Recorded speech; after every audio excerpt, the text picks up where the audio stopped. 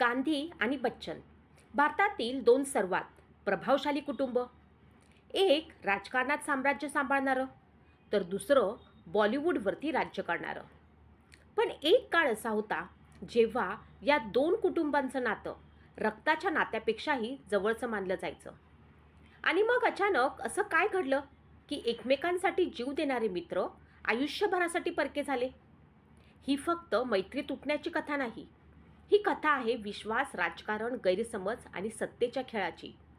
कथा सुरू होते अलाहाबादपासून, जिथे दोन लहान मुलं पहिल्यांदा भेटली. एकाचं नाव होतं अमिताभ बच्चन आणि दुसरा होता राजीव गांधी. तेव्हा कोणालाही कल्पना नव्हती की ही मैत्री एक दिवस भारताच्या इतिहासातील सर्वात चर्चित नात्यांपैकी एक बनेल. काळ पुढे सरकत गेला. अमिताभ बच्चन हिंदी चित्रपटसृष्टीचे महानायक बनले, तर राजीव गांधी भारताचे पंतप्रधान. दोघांच्याही आयुष्यात प्रचंड यश आलं, पण मैत्री मात्र बदलली नाही. असं सांगितलं जातं की गांधी कुटुंबाच्या अनेक खाजगी कार्यक्रमांमध्ये बच्चन कुटुंब उपस्थित असायचं. इंदिरा गांधी, हरिवंशराय बच्चन आणि तेजी बच्चन यांच्यातही अतिशय जिव्हाळ्याचे संबंध होते. लोक म्हणायचे ही दोन कुटुंब म्हणजे एका नाण्याच्या दोन बाजू. पण नियतीला काहीतरी वेगळंच मंजूर होतं. 1984 इंदिरा गांधींची हत्या झाली. संपूर्ण देश हादरला. त्या दुःखाच्या क्षणी बच्चन कुटुंब गांधी कुटुंबासोबत खंबीरपणे उभं राहिलं. त्याच वर्षी राजीव गांधी पंतप्रधान झाले. त्यांनी आपल्या मित्राला म्हणजे अमिताभ बच्चन यांना राजकारणात येण्याचा आग्रह केला. मैत्रीच्या नात्याने अमिताभ यांनी तो आग्रह मान्य केला. अलाहाबादमधून निवडणूक लढवली आणि विक्रमी मतांनी जिंकली.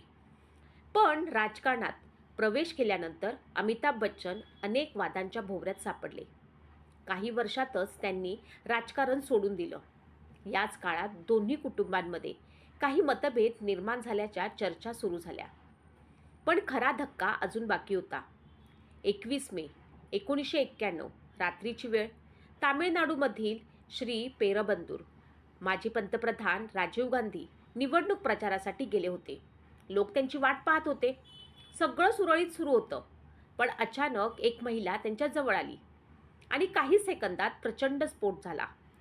संपूर्ण परिसर हादरून गेला. त्या मानवी बॉम्बस्फोटात राजीव गांधींचा मृत्यू झाला. भारताने आणखी एक नेता गमावला आणि गांधी कुटुंबाने दुसरा आधारस्तंभ. सोनिया गांधी पूर्णपणे कोलमडून गेल्या होत्या. एकीकडे पतीचं दुःख, दुसरीकडे मुलांच्या सुरक्षेची चिंता, विशेषतः राहुल गांधींची. राहुल गांधी त्यावेळी परदेशात शिक्षण घेत होते. त्यांच्या सुरक्षिततेसाठी आणि शिक्षणासाठी अनेक व्यवस्था कराव्या लागत होत्या. याच काळात घडली ती घटना जिच्याबद्दल आजही चर्चा होते. असं म्हटलं जातं की सोनिया गांधींनी अमिताभ बच्चनकडे राहुल गांधींच्या फी आणि व्यवस्थेबाबत मदतीसाठी अपेक्षा व्यक्त केली. अमिताभ बच्चन यांनीही मित्र म्हणून मदत करण्याचा निर्णय घेतला. काही दिवसांनी त्यांनी आर्थिक मदतीसाठी एक चेक पाठवला, पण तो चेक परत आला, तोही न उघडताच. संपूर्ण दिल्लीत या घटनेची चर्चा सुरू झाली. काहींनी म्हटलं सोनिया गांधींना हा अपमान वाटला. त्यांना पैशाची गरज नव्हती, त्यांना मित्राच्या आधाराची गरज होती. तर काहींचं मत होतं की या घटनेमागे अनेक गैरसमज होते. सत्य काही असो, पण यानंतर दोन्ही कुटुंबांमधील अंतर वाढत गेलं. एकेकाळी एकत्र सण साजरे करणारे लोक एकमेकांपासून दूर जाऊ लागले. यानंतर काही लेखकांनी आणि पत्रकारांनी आणखी धक्कादायक दावे केले. काही पुस्तकांमध्ये तांदूळ निर्यात व्यवसायाशी संबंधित कथित आर्थिक वादांचा उल्लेख करण्यात आला. काहींनी दावा केला की याच कारणामुळे संबंध अधिक बिघडले, तर काहींनी हे सर्व आरोप फेटाळून लावले. मात्र अफवा आणि चर्चांना उधाण आलं आणि मग समोर आला आणखी एक दावा. असा दावा केला गेला की एका प्रसंगी राजीव गांधींनी अमिताभ बच्चनविषयी अतिशय कठोर शब्द वापरले होते. इतके कठोर की ते ऐकून अनेकांना धक्का बसला. मात्र या दाव्याची स्वतंत्र पुष्टी उपलब्ध नाही.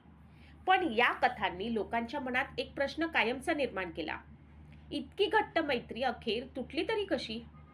आज अनेक वर्षानंतरही गांधी आणि बच्चन कुटुंब भारतीय समाजात तितकंच प्रभावशाली आहेत. पण त्यांच्यातील जुनी जवळीक इतिहासाच्या पानांमध्ये दिसते. कदाचित काही गैरसमज दूर झाले असते, कदाचित एखादा संवाद झाला असता तर ही मैत्री वाचली असती. पण आयुष्याची शोकांतिका हीच असते. काही नाती तुटताना आवाज करत नाहीत, पण त्यांचे तुकडे आयुष्यभर मनात टोचत राहतात. आणि गांधी बच्चन मैत्रीची ही कथा कदाचित अशाच तुटलेल्या नात्यांची सर्वात मोठी आठवण आहे. इंदिरा गांधी यांच्या एका निर्णयामुळे बिघडले होते नाते. ही गोष्ट 80च्या दशकातील आहे, जेव्हा इंदिरा गांधी यांनी आपली जवळची मैत्रीण तेजी बच्चनऐवजी अभिनेत्री नर्गिसला राज्यसभेसाठी नॉमिनेट केलं होतं. तेव्हा इंदिरा गांधी आणि तेजी बच्चन यांच्या मैत्रीमध्ये फूट पडली होती. मेनका गांधी यांच्या पॉलिटिकल मॅगझिन सूर्यामध्ये लिहिण्यात आलं होतं की इंदिरा यांच्या निर्णयाने तेजी नाराज झाल्या होत्या. इंदिरा गांधी आणि तेजी यांच्यामध्ये या गोष्टींमुळे दीर्घकाळ दुरावा होता, असा उल्लेख गांधी कुटुंबाचे जवळचे राहिलेले काँग्रेस नेता मोहनलाल फोतोदारच्या मेमॉयरमध्ये करण्यात आले आहे. तेजी बच्चन आणि इंदिरा गांधी यांचे नाते खूप बिघडले होते. इंदिरा यांचा मुलगा राजीव, ते या काळात ऑल इंडिया काँग्रेस कमिटीचे जनरल सेक्रेटरी होते. यांना अमिताभ बच्चनला राजकारणात न आणण्याची ताकीद दिली होती. हत्येच्या काही दिवसांपूर्वी इंदिराने राजीव गांधी, अरुण नेहरू आणि मोहनलाल फोतोदार यांना बोलावून एक मीटिंग केली. यामध्ये मुलगा राजीव यांना भविष्यात 2 गोष्टी न करण्याचे सांगण्यात आले.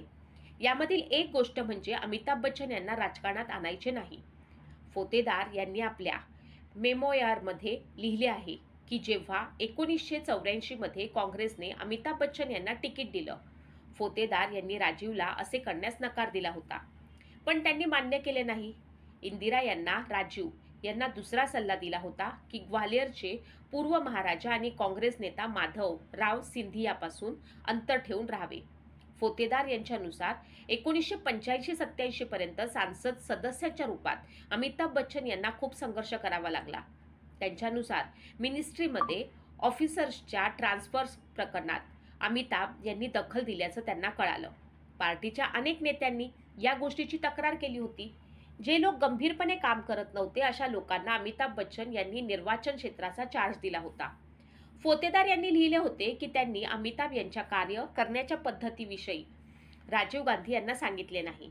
अमिताभ बच्चन फक्त उत्तर प्रदेशच्या सरकारमध्येच दखल देत नव्हते, तर मध्य प्रदेश, राजस्थान आणि महाराष्ट्राच्या सरकारमध्येही दखल देत होते.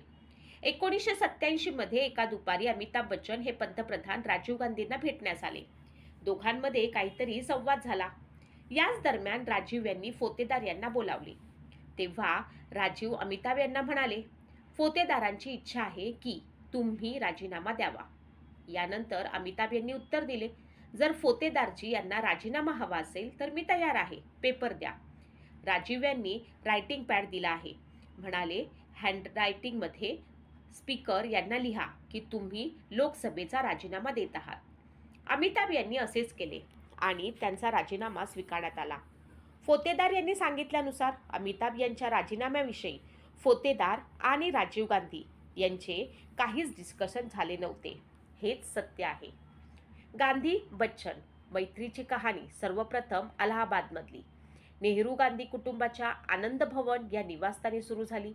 अमिताभ यांचे वडील दिवंगत डॉक्टर हरिवंशराय बच्चन यांच्या म्हणण्यानुसार सरोजिनी नायडू यांनी हरिवंश आणि त्यांच्या पत्नी तेजी यांना त्यांच्या घरी आमंत्रित केले होते आणि तेथूनच तेजी व इंदिरा यांच्यातील घनिष्ठ आणि आयुष्यभराच्या मैत्रीची सुरुवात झाली.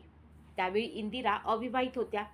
श्रीमती नायडू यांनी बच्चन दाम्पत्याची ओळख अगदी नाट्यमयरित्या कवी आणि कविता अशी करून दिली होती. परदेशी पाहुण्यांना तेजीची ओळख करून देताना इंदिरा अनेकदा हेच वाक्य वापरत असत, असे हरिवंशराय यांनी त्यांच्या दशद्वार से सोपान तक या आत्मचरित्रामध्ये नमूद केले आहे. जुलै 1983 मध्ये सोसायटी मासिकाला दिलेल्या मुलाखतीमध्ये कवी म्हणाले, आम्ही गांधी कुटुंबाच्या जवळ आहोत, पण आमचे नाते वैयक्तिक आहे, राजकीय नाही. मी फक्त एवढेच म्हणेन की गांधी आणि बच्चन हे मित्र आहेत. आम्ही सुखदुःखात सोबत असतो. राजीव गांधी आणि अमिताभ यांची मैत्री अगदी लहानपणापासून सुरू झाली आणि ती निसंशय विश्वासावरती आधारित होती. ही कुटुंबे इतकी जवळची होती की सोनिया गांधींच्या भारतातील सर्वात जुन्या आठवणी बच्चन कुटुंबाशी जोडलेल्या आहेत.